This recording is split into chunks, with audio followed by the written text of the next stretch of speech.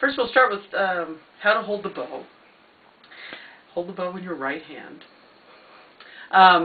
So you want to have the very tip of your thumb in this little corner. I think that's probably the trickiest part, is there's a little notch there, and you want your thumb to be right in that corner, not in this spot right here, not over here, but right in this little corner.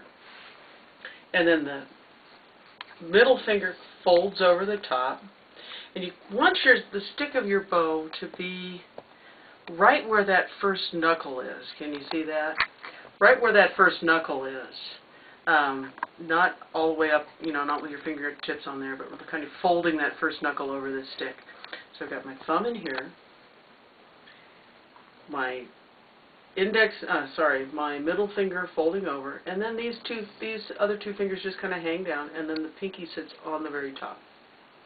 The pinky doesn't press into the bow. I think that's real important. Notice how I'm holding the bow over here as I'm setting this up, because if I were to let go of it, all that weight from the bow would go into the pinky and give the impression that the pinky does something. It really just, it can come up and not be doing much of anything.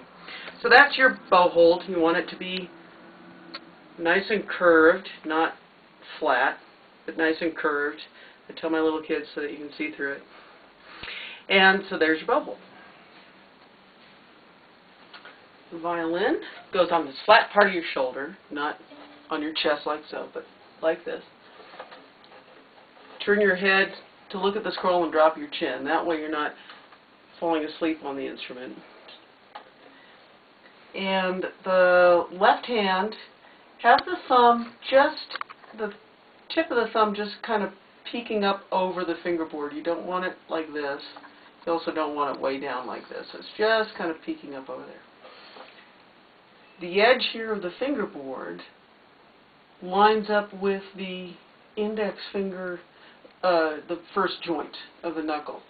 That kind of gives you a little space here. That makes it so that the finger goes down with a flat top here, and the nail, you can see the nail. It looks as if the string is going right through the middle of the fingernail.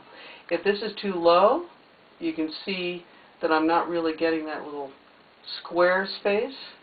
And if you're too high, it's too hard to get your fingers down. So that seems to me to be the optimal place to place your hand, so that your fingers have that nice square shape, this nice flat top, and the fingernail, or the tip of the finger being on this string, fingernail facing me. And make sure that the wrist stays straight. Sometimes I'll put a marble, and imagine a marble in your hand. You don't want the marble to stay, you want the marble to roll out. So that's how to keep your wrist straight. If you're holding the violin up with your hand, it's hard to do that. This tends to mean that you're holding the violin up with your hand and not with your head. If you've got the violin up with holding the violin with your head, then the hand is free to just be straight like that. So there's holding the violin.